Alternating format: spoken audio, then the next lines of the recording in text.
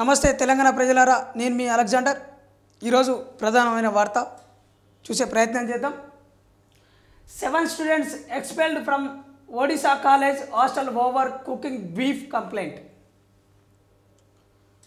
ఒడిశా ఒక ఇంజనీరింగ్ కాలేజీలో బీఫ్ వండుతున్నారనే ఒక నెపంతో స్టూడెంట్స్ని, ఆ ఇంజనీరింగ్ కాలేజీలో స్టూడెంట్స్ని బహిష్కరించారు. Expelled from Odisha college hostel. మరి ఈ దేశంలో గత 5000 సంవత్సరాలకు పూర్వం కూడా చాలా భిన్నమైన సంస్కృతి, ఆహారపు సంస్కృతి, వైవిధ్యమైన భాషల నేపథ్యం కావచ్చు, కులాల నేపథ్యం కావచ్చు, ఇతర మతాల సమ్మిళితం కావచ్చు ఉన్నది. మరి ప్రభుత్వాన్ని పరిపాలించే పాలకులు సమాజంలో మతాన్ని, కులాన్ని ఒక పావుగా, ఆయుధంగా వాడుకుంటున్న రాజకీయ పార్టీలు, నాయకులు, వాటికి తోడు మతపరంగా ఆ పార్టీలకి మద్దతు తెలిపే కొన్ని సంఘాలు చేస్తున్న కుట్ర కోణం ఇది. ఒడిశాలో పారాల మహారాజా ఇంజనీరింగ్ కాలేజ్ బెహంపూర్ ఆ ప్రాంతంలో జరిగిన ఒక విపత్కర సంఘటన. ఇందులో మరి హాస్టల్కి వెళ్ళి వాళ్ళు ఏ కూర వండుకుంటున్నారు, వాళ్ళు ఏం తింటున్నారు అని చెప్పి ఒక ఆహారపు సంస్కృతి మీద ఈ దేశ మూలవాసులు కొన్ని వేల సంవత్సరాల నుండి కొనసాగిస్తున్న వాళ్ళ సంస్కృతి మీద, దక్కన్ కల్చర్ మీద ఒక రకంగా దాడి జరుగుతున్నది అన్నదానికి నిదర్శనం ఇది. మరి కేవలం ఒడిశాలోనే జరుగుతుందా ఇట్లా అంటే, గతంలో ఢిల్లీలో ఆక్లకాన్ని కూడా ఒక మూక, అల్లరి మూక అని చెప్తా ఉన్నారు. కానీ నిజానికి వాళ్ళు బజరంగ్ దళ్ కావచ్చు, విశ్వ హిందూ పరిషత్ పేరుతోటి, మరి గోరక్షణ పేరుతోటి వీళ్ళు దాడులు చేస్తూ ఉన్నారు. మరి మొన్నటికి మొన్న రీసెంట్లీగా అదే ఢిల్లీలో 3 ఇంటర్మీడియట్ విద్యార్థులు బీఫ్ని రవాణా చేస్తున్నారని కారులో వాళ్ళని వెంబడించి వేటాడి చంపిన ఘటన కూడా చూస్తున్నాం. ఆ ఇంటర్మీడియట్ విద్యార్థి ఆర్యన్ మిశ్రా, హర్షిత్, షాన్కి, వీటిలలో ఆర్యన్ మిశ్రా మరి ఓ రకంగా అగ్రకులాలకు సంబంధించిన, బ్రాహ్మణ్కి సంబంధించిన స్టూడెంట్స్ కిందకే వస్తాడు. ఇక్కడ మరి ఏం జరుగుతుంది అంటే, మీ కులానికి సంబంధించిన విద్యార్థి అని చెప్పేసి సదర్ విద్యార్థి మరి ఎవరని తెలుసుకోకుండా దాడి చేసిరా. ఈ దేశంలో మరి బీఫ్ ప్రొడక్షన్ని ఎవరు కొనసాగిస్తూ ఉన్నారు? క్యాటిల్ రీరింగ్ ఎవరు చేస్తూ ఉన్నారు ఈ దేశంలో? కేవలం బీఫ్ అంటే ఆవు మాత్రమే వస్తుందా? కేవలం బీఫ్ అంటే ఆవు మాత్రమే వస్తుందా? ఇందులో బీఫ్ అంటే కూడా దీంట్లో ఆవుతో పాటు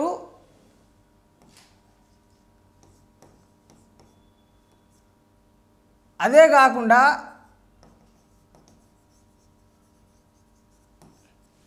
చాలా వస్తాయి. ఎద్దైనా, అదేవిధంగా గేదె, బర్రెలైనా, అదేవిధంగా ఆవులైనా, ఇవన్నీ బీఫ్ కేటగిరీ కిందకు వస్తాయి. గతంలో మరి దీని మీద ఓ రకంగా దేశంలో భారీ ఎత్తున ఒక యుద్ధ వాతావరణమే నెలకొన్నది. ప్రతి సంవత్సరము ఎన్నికల ముందర ఈ దేశవ్యాప్తంగా జనరల్ ఎలక్షన్స్ వచ్చినప్పుడు బీజేపీ పార్టీ మరి వాటి అనుబంధ సంఘాలు మరి భారీ ఎత్తున ఒక కుట్రపూరితంగానో స్వార్థపూరితంగానో మరి సమాజంలో అలజడి చేసే ఒక కుట్ర జరుగుతూ ఉంది. అది ముమ్మాటికి మరి దళితుల మీద, మైనార్టీల మీద, ఎస్సీ ఎస్టీ బీసీల మీద జరుగుతూ ఉన్నదన్న విషయం కూడా మనం గమనించాలి. ఏదేమైనప్పటికీ ఈ ఒడిశా కేంద్రంగా జరిగిన ఏదైతే ఈ కుట్రపూరితంగా ఘటన ఏదైతే ఉందో, మరి వీసీ అనుమతి లేకుండా, ఆ కాలేజీ ప్రిన్సిపాల్ అనుమతి లేకుండా వాళ్ళు మరి వాళ్ళ హాస్టల్కి వెళ్ళి వాళ్ళ మీద దాడి చేయడము, వాళ్ళని కొట్టడము, మరి ఆ పాఠశాల యాజమాన్యం, ఆ కాలేజ్ యాజమాన్యం కూడా వాళ్ళని బహిష్కరించడం చాలా ప్రమాదకరం. ఈ దేశం అంటేనే మరి విభిన్నమైన సంస్కృతులు, కులాలు, భాషలు, అదేవిధంగా వేషధారణ, కళలు, కళారూపాలు, వివిధ పండుగలు చాలా ఉంటాయి. అన్ని రకాల కులాల్ని, జాతుల్ని కూడా రక్షించవలసిన బాధ్యత కూడా ప్రభుత్వాల మీద, అదేవిధంగా ప్రభుత్వాన్ని నడిపిస్తున్న అధికారుల మీద కూడా ఉన్నది. రీసెంట్లీగా కూడా ప్రొఫెసర్ నాగేశ్వరరావు గారు మరి బహిరంగంగానే ఒక టీవీ ఛానల్లో మనుషులని ఎందుకు చంపుతుర్రు అన్న కోణంలో గోవులను రక్షించాలా అంటే మనుషులని చంపాలా అనేది కూడా మీరు రీసెంట్గా చూడొచ్చు. మరి ఇదే బీపుకు సంబంధించి దేశవ్యాప్తంగా పెద్ద చర్చనే నడుస్తూ ఉన్నది. మరి ఈ దేశంలో పాల ఉత్పత్తి 100కి 93% కేవలం గేదెల ద్వారానే జరుగుతున్నది అనేది తేటా తెల్లం. దీన్ని కప్పిపుచ్చుకోవడం కోసం, ఈ విషయాన్ని దాయడం కోసం మరి ఆవును తీసుకొచ్చి ఆవు పేరుతో కూడా రాజకీయాలు చేస్తూ ఉన్నారు అనేది మేధావుల యొక్క విమర్శ. ఉత్తరప్రదేశ్లో తీసుకుంటే, బెంగాల్లో తీసుకుంటే, బీహార్లో తీసుకుంటే, పంజాబ్ కావచ్చు, లేకుంటే నార్త్ ఇండియాలో మధ్యప్రదేశ్ నుండి పైకి రాష్ట్రాల్లో కూడా మరి పాల ఉత్పత్తిలో ఎక్కువ శాతం గేదెలుండే వస్తుంది. దేశం మొత్తం ఆవుల ద్వారానే తాగాలంటే, ఆవుల ద్వారా వచ్చిన పాలే తాగాలంటే, ఆవుల ద్వారా వచ్చిన ఉత్పత్తులే నడవాలంటే ముమ్మాటికి అది కాని పని. మరి బీఫ్కి సంబంధించి ఎక్స్పోర్ట్స్ ఇంపోర్ట్ చేస్తున్న దాంట్లో, ఈ ఎక్స్పోర్ట్స్ ఇంపోర్ట్ చేస్తున్న దాంట్లో మరి ఎవరు ఉండే సంస్థలు? అందరికి తెలిసిన విషయం ఇందిరా నూయి గారు, మీకు తెలియదా? ఇందిరా నూయి గారు బీఫ్కు సంబంధించిన ప్రొడక్షన్ సంబంధించిన వ్యాపారాన్ని భారీ ఎత్తున నడిపిస్తున్నారు. దాని వెనుక కూడా ఆర్ఎస్ఎస్, విశ్వ హిందూ పరిషత్, బజరంగ్ దళ సంఘాలు ఉన్నాయనేది కూడా ఆరోపణ ఉన్నది. గతంలో ఉస్మానియా యూనివర్సిటీలో సుమారు 5 సంవత్సరాలు వరుసగా బీ పెస్ట్ నిర్వహించిన చరిత్ర ఉన్నది. బీ పెస్ట్ నిర్వహిస్తున్న టైంలో మరి అక్రమంగా విద్యార్థుల్ని అరెస్ట్ చేసి వాళ్ళ మీద లాఠీ చార్జ్ చేసి కుట్రపూరితంగానే కేసులు పెట్టిర్రు. మరి బీ పెస్ట్లు నిర్వహిస్తున్న వివిధ సంఘాల నాయకుల్ని, మేధావుల్ని మరి హెచ్చరించి ఓ రకంగా థ్రెటన్ చేసిన సమయం కూడా, ఆ విపత్కర పరిస్థితి కూడా తెలంగాణలో ఉండే. మరి ఏ ఆహారం పెట్టాలి, వాళ్ళు ఏ కూర తినాలి, వాళ్ళు ఏ బట్టలు వేసుకోవాలి, వాళ్ళు ఏ విధంగా మాట్లాడాలనేది డిసైడ్ చేయడానికి మీరెవరు? ఇప్పుడు మాంసాహారం తినడం నేరం అనుకుంటే, మాంసాహారం వండుకొని తినడం నేరం అనుకుంటే, మరి ఈ దేశంలో అన్ని రకాల సంస్కృతులు ఉన్నాయి. కేవలం వెజిటేబుల్స్, శాకాహారం తినేవాళ్ళే మనుషులా? మరి శాకాహారం తినేవాళ్ళు మానవత్వం లేకుండా ఈ మనుషుల మీద పడి ఎందుకు చంపుతున్నారు? శాకాహారం తినే వాళ్ళకి మానవత్వం ఎందుకు లేకుండా పోతుంది? ఇక్కడ విపత్కరమైన పరిస్థితి. ఒక ప్రమాదకరమైన వార్తలు చూస్తున్న విషయం, మాంసం తింటున్న వాళ్ళకేమో మానవత్వం పెరుగుతుంది, శాకాహారం కూరగాయలు తింటున్న వాళ్ళకేమో హింసకు పాల్పడుతున్నారు, మనుషుల్ని హత్య చేస్తున్నారు. ఇది చాలా జాగ్రత్తగా ఆలోచించండి. మనకు రెండో ప్రపంచ యుద్ధకాలంలో భారీ ఎత్తున మసాకర్ చేసి లక్షల మందిని కాన్సన్ట్రేట్ క్యాంప్స్లో పెట్టి చంపిన నరహంతకుడు హిట్లర్ అని మనం పేరింటాం.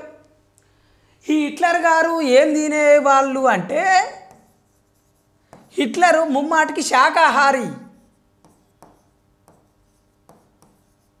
హిట్లరు శాకాహారి అయి ఉండి మరి లక్షల మందిని, కోట్ల మందిని ఏ విధంగా చంపిండు? భారతీయ సమాజమా, భారతదేశంలో ఉండే మేధావులు, సైంటిస్టులు తప్పనిసరిగా ఆలోచించాలి. ఇదే నేషనల్ ఇన్స్టిట్యూట్ ఆఫ్ న్యూట్రిషన్ అని నిన్న అని ఉంటుంది, ఇక్కడనే దగ్గరలోనే.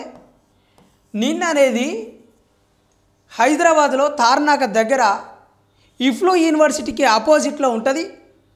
ఈ తార్నాక రోడ్డు మెట్రోకి ఆపోజిట్లో ఉంటుంది. నిన్ను నేషనల్ ఇన్స్టిట్యూట్ ఆఫ్ న్యూట్రిషన్ ప్రకారం అందులో పనిచేస్తున్న ఒక సైంటిస్టు, ఆ మేడం కూడా మరి అగ్రకుల బ్రాహ్మణ వర్గానికి సంబంధించిన ఆమె చెప్పింది, బీఫ్లో ఎక్కువ న్యూట్రిషన్ కంటెంట్ ఉంటుంది. బీఫ్ తినడం ద్వారా అథ్లెటిక్స్ చేసేవాళ్ళు, స్పోర్ట్స్ ఆడే వాళ్ళు, ఆ టెన్నిస్ అయినా, కబడ్డీ అయినా, అదేవిధంగా ఫుట్బాల్ అయినా, ప్రపంచవ్యాప్తంగా ఎక్కువ ఆటగాళ్ళు తినేది, వాళ్ళు రెసిడెంట్స్ కావచ్చు, బాక్సర్స్ కావచ్చు, వాళ్ళు ఎవరైనా కూడా ఎక్కువ బీఫే తింటారు. కేవలం చికెన్, పోర్క్ మాత్రమే తింటే మరి దానికంటే కూడా బలంగా బీఫ్ తినడం ద్వారా దాంట్లో మాంసకృతులు కావచ్చు, అన్ని రకాల విటమిన్స్ ఉంటాయి అని చెప్పేసి ఆమె చెప్పింది. మరి ఒక జంతువు పేరు మీద, ఒక మాంస పేరు మీద మరి రాజకీయం చేయడం, ప్రత్యేకంగా కొన్ని వర్గాల మీద దాడి చేయడం అనేది కుట్రపూరితము. దీన్ని తగ్గించుకోవాలి. అమెరికా అయినా, జర్మనీ అయినా, జపాన్ అయినా, మరి ఏదైతే అడ్వాన్స్డ్ కంట్రీస్ ఉన్నాయో, సింగపూర్ కావచ్చు, ఫ్రాన్స్ కావచ్చు, ఐర్లాండ్ కావచ్చు, స్పెయిన్ కావచ్చు, స్విట్జర్లాండ్ కావచ్చు, అన్నిట్లలో విరివిరిగా బీఫ్ తింటారు. ఆ కన్జంప్షన్ ఉంది. ఈ దేశంలో కూడా మరి ఇదే బ్రాహ్మిన్స్, ఇదే అగ్రవర్ణాలకు సంబంధించిన వాళ్ళు, బ్రాహ్మిన్స్ అయినా, వైశ్య అయినా, క్షత్రియ అయినా, ఈ బ్రాహ్మిన్స్ అయినా, క్షత్రియ అయినా, వైశ్య అయినా, వీళ్ళ దాంట్లో కూడా నాన్ వెజ్ తినేవాళ్ళు ఉన్నారు. మతానికి, దేవునికి నాన్ వెజ్కి సంబంధం లేదని పద్మశ్రీ తెలుగు రాష్ట్రాలను పొందిన గరికపాటి గారు చెప్పారు కదా. మరి ఎందుకని ఇంకా దాడులు చేస్తూ ఉన్నారు?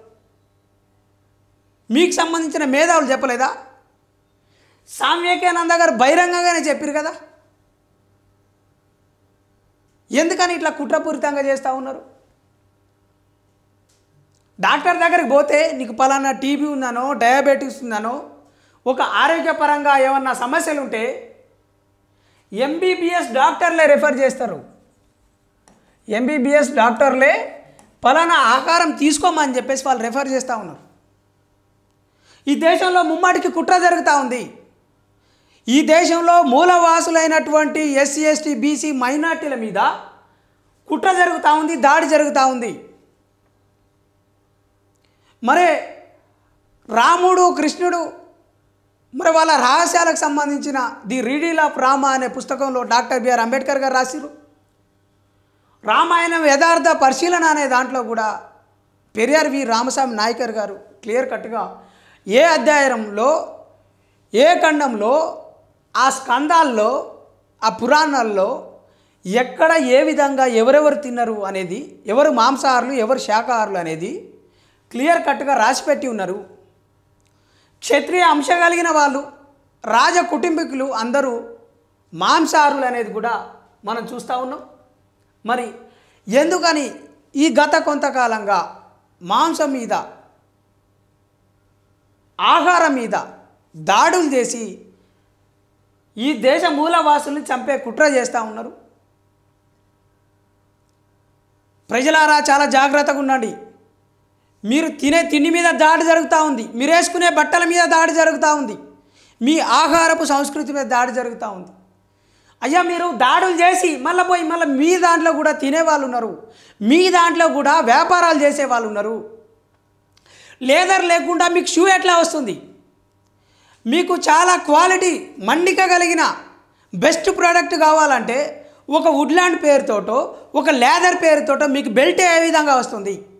మీకు ప్యాకెట్లో పెట్టుకునే టామీ పర్సు లాంటివి ఏ విధంగా వస్తున్నాయి? మీకు బ్యాగులు మీరు యూజ్ చేస్తున్న లేదర్ బ్యాగులు ఏ విధంగా వస్తున్నాయి? అంటే మీకు మన్నిక కలిగిన చాలా క్వాలిటీగా ఉండే వస్తువులు కావాలి. మరి అవి ఏ విధంగా ఉన్నాయి? ఏనాడు పశువులకి మేత అయిన వాళ్ళు, ఏనాడు మీరు వాళ్ళని పెంచి పోషించిన వాళ్ళు, మీకు అంత మంచితనం అంత మానవత్వం ఉంటే మనుషులను కాపాడండి. భారత రాజ్యాంగంలో ఆర్టికల్ 51 ప్రకారం క్లియర్ కట్గా చెప్తున్నది, మూఢనమ్మకాలు నశించాలి, శాస్త్రీయ విద్య విజ్ఞానాన్ని పెంపొందించాలని భారత రాజ్యాంగమే చెప్తా ఉన్నది. మరి ఎందుకని ప్రభుత్వం ఇట్లా చేస్తూ ఉన్నది? ఇన్ని కుట్రలు జరుగుతున్నా, కుతంత్రాలు జరుగుతూ ఉన్నా మరి ఎందుకని ప్రభుత్వం నిమ్మకు నీరెత్తినట్టున్నది? అయ్యా ఎవరైతే ఆర్గనైజేషన్స్ నిర్వహిస్తున్నారో, ఏ పార్టీలు అయితే మరి ఇట్లా రాజకీయం చేస్తూ ఉన్నాయో మీరు ఒకసారి ఆలోచించండి. ముందుగా మీరు దాడులు చేయాలనుకుంటే మీరు నడిపిస్తున్న రహస్యంగా నడిపిస్తున్న ఈ బీప్ ఎక్స్పోర్ట్స్ ఇంపోర్ట్స్ ఏవైతే ఉన్నాయో వాటిని బ్యాన్ చేయండి. ఈ దేశంలో ఏదైతే తోలు ఉత్పత్తులు లేదర్కి సంబంధించిన ప్రొడక్ట్స్ ఫస్ట్ బ్యాన్ చేయండి.